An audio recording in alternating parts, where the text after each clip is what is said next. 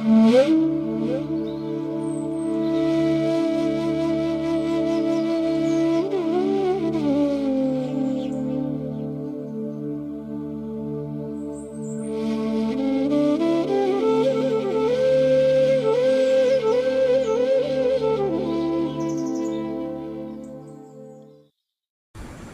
জননীং শারদাং দেবীং রামকৃষ্ণং জগদ্গুরুং পাদপদ্মে তয়ো শ্রিত্বা প্রণমামি মুহুর্মুহুঃ। নমস্কার। শ্রী শ্রী ঠাকুর, শ্রী শ্রী মা এবং স্বামীজি মহারাজের রাতুল চরণে ভুলুণ্ঠিত প্রণাম জানাই। প্রাণারাম বাংলা ইউটিউব চ্যানেলে সম্প্রচারিত সৎকথায় প্রতিদিনের মনন এই ধারাবাহিক অনুধ্যানে আজকে আমরা মঠভূমিতে শ্রী শ্রী মা এবং শ্রী শ্রী ঠাকুরের চিহ্নিত বেলুর মঠ নিয়ে স্মরণ মনন করব।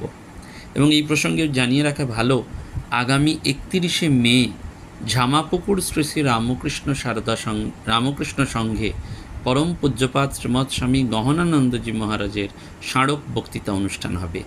এই স্মারক বক্তৃতায় আগে থেকে নাম নথিভুক্তকরণ করতে হবে। আপনারা যারা এই স্মারক বক্তৃতায় যোগদান করতে ইচ্ছুক তারা ঝামাপুকুর শ্রী রামকৃষ্ণ সংঘের কর্ণধার সম্পাদক শ্রী অমিত কুমার সৌর মহাশয়ের সাথে সরাসরি যোগাযোগ করবেন। মহারাজের অন্যতম সেবক পরম পূজনীয় স্বামী নিষ্ঠানন্দজি মহারাজ ওই দিন এই গুরু ভাবাদর্শনী স্মরণ করবেন এবং আমারও গুরু কৃপায় ওই দিন উপস্থিত থাকার একটা আহ্বান এসেছে। সুতরাং আপনারা এখানে অবশ্যই যোগদান করবেন। বিশেষ করে আমাদের গুরু মহারাজের সমস্ত ভাই বোনেরা, অর্থাৎ গুরু ভাই এবং গুরু বোনেদের এই মিলন মেলায় আমরা সবাই যেন যোগদান করতে পারি। আমরা জানি যে বেলুড় মঠের মাটির সঙ্গে শ্রী শ্রী মায়ের এই যোগ মঠ স্থাপনের বহু আগে থেকে ছিল। 1888 সালের মে জুন মাসে প্রায় 6 মাস নীলাম্বর মুখোপাধ্যায়ের ভাড়া বাড়িতে মা আছেন। এরপর 1899 সালের ফেব্রুয়ারি মার্চ মাসে বেলুড়ে রাজু গোমস্তার বাড়িতে কিছুদিন এবং মে জুন মাসে বেলুড়ের শ্মশানের কাছে ঘুষুরিতে এক ভাড়া বাড়িতে শ্রীশ্রীমা কিছুদিন ছিলেন। আবার নীলাম্বর বাবুর ভাড়া বাড়িতে বাস করেন 1893 সালের জুলাই থেকে অক্টোবর পর্যন্ত। মঠের জন্যে কেনা জমিতে জগজ্জননী মা প্রথম পদার্পণ করেছিলেন 1898 সালের 7 এপ্রিল। এই সময় স্বামীজি দার্জিলিংয়ে ছিলেন। তখন মঠের নতুন জমি সমান করা হয়ে গেছে এবং বাড়ি তৈরির কাজ চলছে। ওই দিন বাগবাজার থেকে নৌকো করে মা নীলাম্বর বাবুর বাগান বাড়িতে এসে পৌঁছান। সঙ্গে ছিলেন স্বামী যোগানন্দজি, ব্রহ্মচারী কৃষ্ণলাল এবং গোলাপ মা। আহারের পর বিশ্রাম করে বিকালে তিনি ফিরে যাওয়ার জন্যে যখন প্রস্তুত হচ্ছেন, নৌকোয় ওঠার আগে সেবক কৃষ্ণলাল এসে স্বামী ব্রহ্মানন্দজির কাছে সানুনয় প্রার্থনা করেন যে মা যাওয়ার আগে মঠের নতুন জমিতে যেন একবার পদধূলি দিয়ে যান। মায়ের কাছে আরতি জানালে তিনি নৌকো করে মঠভূমির দিকে অগ্রসর হন। সঙ্গে গোলাপ মা, ব্রহ্মচারী কৃষ্ণলাল, সুশীল এবং আশুতোষ মিত্র ছিলেন। স্বামী যোগানন্দজি হেঁটে সেখানে যান। ভগিনী নিবেদিতা, সারাবুল এবং জোসেফিন ম্যাকলাউড সাগ্রহে মাকে সমস্ত জমিটি ঘুরিয়ে দেখান। জমি দেখে সন্তুষ্ট হয়ে মা বলেছিলেন, এতদিনে ছেলেদের মাথা গোঁজবার একটা জায়গা হলো। আহা, ওরা আজ এখানে কাল সেখানে করে বেড়াচ্ছিল, ঠাকুর এতদিনে মুখ তুলে চেয়েছেন। এরপর মা কলকাতায় প্রত্যাগমন করেন এবং ওই বছর নভেম্বর মাসে মঠ বাড়ি তৈরির কাজ প্রায় সম্পূর্ণ হয়েছে এবং শ্রী শ্রী ঠাকুরের মন্দির নির্মাণ চলছে। 12ই নভেম্বর সকালে শ্রী শ্রী মা তার নিত্য পূজিত ঠাকুরের ফটো সঙ্গে নিয়ে কলকাতা থেকে নৌকো করে নীলাম্বর বাবুর বাগান বাড়িতে আসেন। গোলাপ মা, যোগিন মা প্রমুখ সঙ্গিনীগণ তার সঙ্গে ছিলেন। স্বামীজি ওই দিন জোসেফিন ম্যাকলাউডকে লিখলেন, শ্রী শ্রী মা আজ সকালে নতুন মঠ দেখতে যাচ্ছেন, আমি সেখানে যাচ্ছি। স্বামী ব্রহ্মানন্দজি এবং শিবানন্দজিও স্বামীজির সঙ্গে এসেছিলেন। ঠাকুর ঘরে প্রণাম করে মা মঠবাসীদের প্রণাম গ্রহণ করেন। এরপর সাধুরা তাকে নতুন জমিতে নিয়ে যান। তিনি নিজের হাতে পূজা স্থান পরিষ্কার করেন। নীলাম্বর বাবুর বাড়িতে যে ছবিখানির নিত্য পুজো হতো সেইখানেও আনা হয়। মা সেই ছবিটি এবং তার সঙ্গের আনার ছবিটিও বেদির উপর স্থাপন করে যথাবিধি পূজা করেন। পরে নীলাম্বরবাবুর বাড়িতে ফিরে গিয়ে তিনি ঠাকুর ঘরে ভোগ নিবেদন করেন। তারা কলকাতায় ফেরার সময় স্বামীজি, রাজা মহারাজ এবং শরৎ মহারাজও কলকাতার উদ্দেশ্যে রওনা দেন, কারণ পরের দিন নিবেদিতার বিদ্যালয়ের প্রারম্ভিক অনুষ্ঠানে উপস্থিত থাকবেন। মঠের ডায়েরিতে এই বিশেষ ঘটনা নথিভুক্ত হয়েছিল। Holy Mother came to see the new Math with her Thakur. Our Thakur was taken to the new house and Mother perform the worship there. মঠবাসী সন্তানেরা মা ও তার সঙ্গিনীদের পরিতোষ সহকারে ভোজন করিয়ে কৃতার্থ বোধ করেছিলেন। লাটু মহারাজের কথায় পাওয়া যায়, সেদিন মঠের সকলে মিলে তার পায়ের ধুলি নিয়েছিল। এখনও মঠে সে ধুলি পূজা হয়। মা তো মঠ বাড়ি দেখে খুব খুশি হয়েছিলেন। সেখান থেকে দক্ষিণেশ্বরের মন্দিরের চূড়া দেখে বলেছিলেন, বাহ, বেশ হয়েছে, এখানে এলেই ওখানকার কথা মনে পড়বে। পরে একদিন এদিনের কথা প্রসঙ্গে মা বলেন, মঠের নতুন জমি কেনা হলে পর নরেন একদিন আমাকে নিয়ে জমির চতুর্সীমা ঘুরে ঘুরে দেখালে। বললে, মা, তুমি আপনার জায়গায় আপন মনে হাঁপ ছেড়ে বেড়াও। পরের দিনের অনুষ্ঠানটিও সমান গুরুত্বের দাবি রাখে, কারণ ওই দিন 13ই নভেম্বর ছিল কালী পুজো। শ্রীসীমা বাগবাজারে নিবেদিতার বালিকা বিদ্যালয়ের সূচনা কল্পে ঠাকুরের পুজো করেন এবং প্রাণ ভরে আশীর্বাদ করেন। এরপর মা 20 ডিসেম্বর সম্পূর্ণ প্রায় মঠ দর্শন করতে এসেছিলেন, যদিও স্বামীজি চিকিৎসকদের পরামর্শে তখন স্বাস্থ্যোদ্ধারের জন্য আগের দিন দেহঘর যাত্রা করেছিলেন। এরপরে বেলুড় মঠে মায়ের উপস্থিতির কথা পাওয়া যায় 1901 সালে ঠাকুরের জন্মোৎসবের দিন। স্বয়ং স্বামীজি ওই দিন উপস্থিত ছিলেন এবং এই বছর মঠে অনুষ্ঠিত হয় প্রথম দুর্গাপুজো। স্বামীজির আমন্ত্রণ এবং ব্যবস্থাপনায় শ্রী মা নীলাম্বরবাবুর বাগান বাড়িতে 18 থেকে 22 অক্টোবর অবস্থান করে মঠে পূজা দর্শন করতে আসেন। স্বামীজির শেষ দিকের অসুখের সময় তাকে দেখতে মা একদিন নৌকো করে এসেছিলেন। সঙ্গে ছিলেন বলরামবাবুর বাড়ির অনেক মহিলা, নিত্যানন্দ বসু প্রমুখ। ওপরে দোতলায় স্বামীজির সঙ্গে শ্রী মায়ের কথা হয়। তারপর শ্রী মাকে নৌকায় তুলে দিতে স্বামীজি ঘাট পর্যন্ত আসেন। তাদের নৌকা ভাটায় পলিমাটি এবং বালিতে আটকে গিয়েছিল। স্বামীজি স্বয়ং মালকোঁচা এঁটে জয়ধ্বনি দিতে দিতে নৌকো ঠেলে জলে ভাসিয়ে দেন। সঙ্গে অন্য মহারাজরাও যোগ দেন। স্বামীজির মহাসমাধির পরে শ্রী মা বহুদিন মঠে আসেননি। দাক্ষিণাত্য ভ্রমণের পরে পুরী হয়ে ফেরার পর 1911 সালের 11ই এপ্রিল তাকে বেলুড় মঠে অভ্যর্থনা জানানো হয়। 1912 সালের 16 থেকে 22 অক্টোবর এবং 1916 সালের 3রা থেকে 6ই অক্টোবর দুর্গাপূজায় বেলুড় মঠের উত্তরে লেগেট হাউস যেখানে অবস্থান করছে সেখানে তিনি মঠের পূজা দর্শন করেন। লেগেট হাউসে মায়ের ঘরের বাইরের দিকে এক ফলকে তার 1914 সালের সম্ভবত ষষ্ঠী থেকে পুজোর কয়েকদিনে অবস্থানের কথা লেখা রয়েছে। বলা হয় গঙ্গার পশ্চিম কূল বারাণসী সমতুল। তাই রানী রাসমণি গঙ্গার পশ্চিম পাড়েই ভবতারিণী মন্দির নির্মাণ করতে উদ্যোগী হয়েছিলেন, কিন্তু বহু চেষ্টা করেও পশ্চিম পাড়ে কোনো জমি সংগ্রহ করতে পারেননি। মন্দির স্থাপিত হয়েছিল গঙ্গার পূর্ব পাড়ে দক্ষিণেশ্বরে। স্বামীজির একান্ত ইচ্ছা ছিল গঙ্গার পূর্ব পাড়েই মঠ স্থাপন করার। সেই জন্য অনেক দিন ধরে অনেক জমির সন্ধান করা হয়েছিল।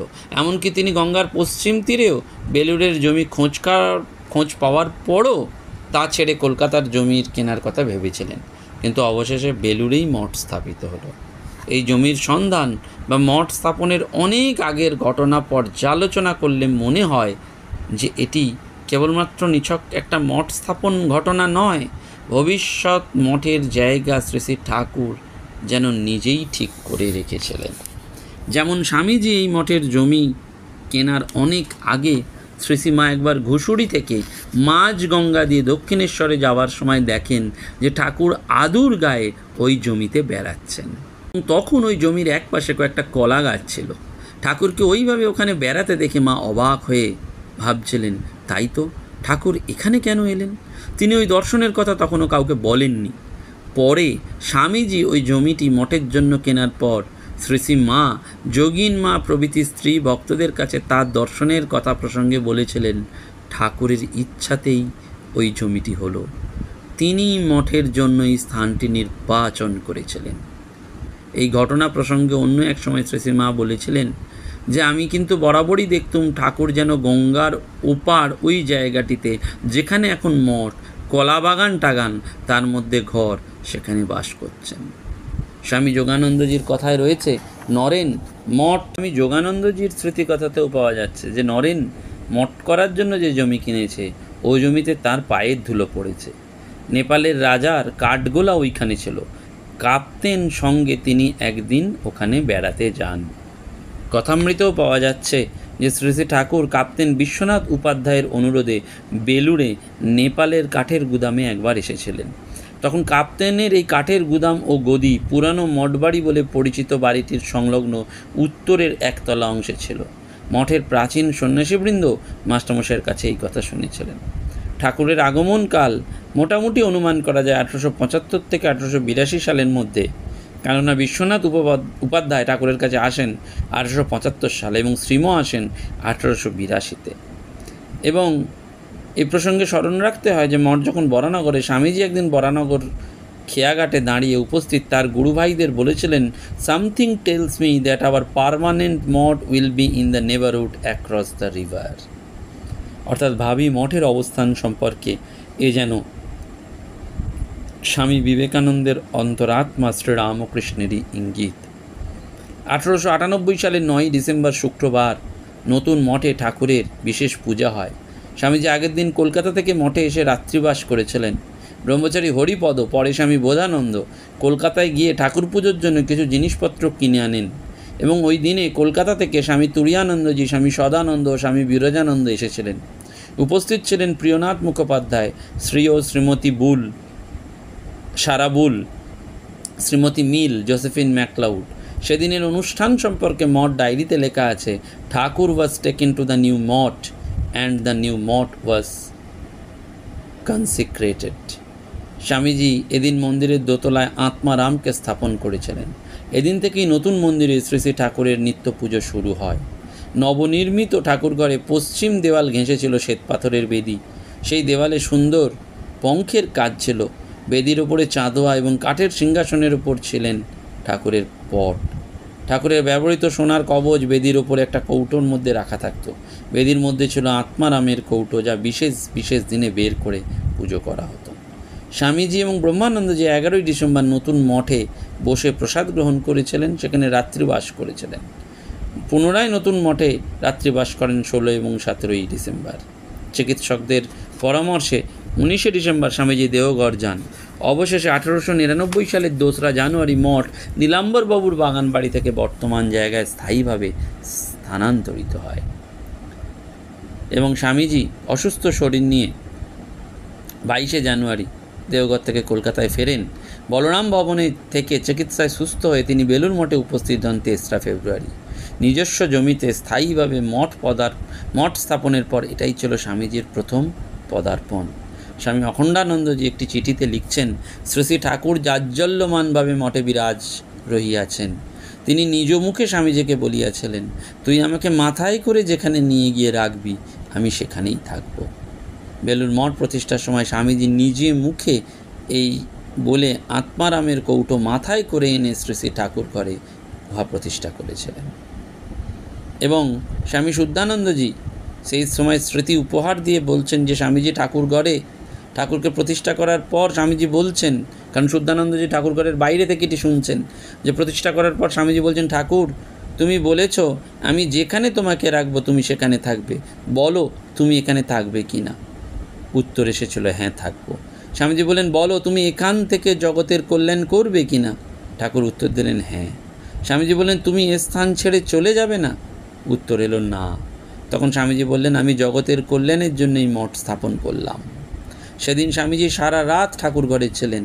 যখন নেমে এলেন তখন কি অদ্ভুত চেহারা, মাঝে মাঝে ফুঁপিয়ে ফুঁপিয়ে কাঁদছেন।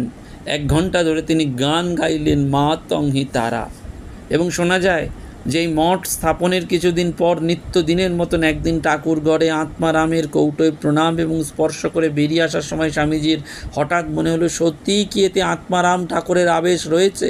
আচ্ছা দেখি প্রার্থনা করে। এই বলে তিনি মনে মনে প্রার্থনা করলেন, ঠাকুর তুমি যদি সত্য সত্যিই এর মধ্যে থাকো তবে 3 দিনের মধ্যে গোয়ালিয়রের মহারাজকে মঠে আকর্ষণ করে নেন। মহারাজ তখন কলকাতায়, কিন্তু তার বেলুড় মঠে আসার কোনো কথাই ছিল না। পরের দিন স্বামীজিকে কোনো কাজে কলকাতায় যেতে হয়েছিল। বিকালে মঠে ফেরার পর তিনি জানতে পারলেন গোয়ালিয়রের মহারাজা জিটি রোড দিয়ে গাড়ি করে যাচ্ছিলেন। এখানে থেমে তার ভাইকে মঠে পাঠিয়েছিলেন স্বামীজি আছেন কিনা তার খোঁজ নেওয়ার জন্য। স্বামীজি অনুপস্থিত থাকায় তিনি বিষণ্ণ মনে ফিরে যান। এই কথা শোনা মাত্রই স্বামীজির আগের দিনের কথা মনে পড়ে। তিনি দ্রুত পদে ঠাকুর ঘরে গিয়ে আত্মারামের কৌটোতে মাথা ঠেকিয়ে বারবার প্রণাম করে বলতে থাকেন, তুমি সত্যি, তুমি সত্যি, তুমি সত্যি। এবং এই ঘটনার উল্লেখ করে তিনি মঠের সকলকে সেদিন থেকে বিশেষ সন্তর্পণে আত্মারামের কৌটোর পূজাদি করতে আদেশ দিয়েছিলেন। 1898 সালে 6 নভেম্বর বেলুড় মঠ বলরামবাবুর বাড়ির হলঘরে স্বামীজি বলছেন, রাখাল মনে করো সে আজ কত দিনের কথা, আজ সে 12-13 বৎসরের কথা। সেই গঙ্গার ধারে বসে আমরা কয়েকজন তার চিতাভস্য নিয়ে কাঁদছি। আমি বললাম তার অস্থি গঙ্গার ধারে রাখা উচিত, কারণ তিনি গঙ্গার ধার ভালোবাসতেন। আমার কথা শুনল না, তাঁর চিতাভস্য নিয়ে কাঁকুড় গাছের বাগানেতে রাখলো। আমার প্রাণে বড় ব্যথা বেজেছিল। রাখাল মনে করো আমি কি দৃঢ় প্রতিজ্ঞা করেছিলাম। আজ 12 বছর বুলডগের মতন সেই আইডিয়া নিয়ে তামাম দুনিয়া ঘুরেছি, একদিনও ঘুমোইনি। আজ দেখো তা সফল করলাম। সেই আইডিয়া আমাকে একদিনও ছাড়েনি। স্বামীজি 1898 সালের 2 মার্চ মেরি হেলকে লিখেছেন, কেবল কাজটাকে গুছিয়ে নেওয়ার জন্য সর্বক্ষণ কঠোর পরিশ্রম করে যাচ্ছি, শুধু এই জন্য যে যখন আমি রঙ্গমঞ্চ থেকে সরে যাব তখন যেন যন্ত্রটি সামনের দিকে এগিয়ে চলে। বহুদিন আগে যেদিন জীবনকে বিসর্জন দিয়েছি সেই দিনই আমি মৃত্যুকে জয় করেছি।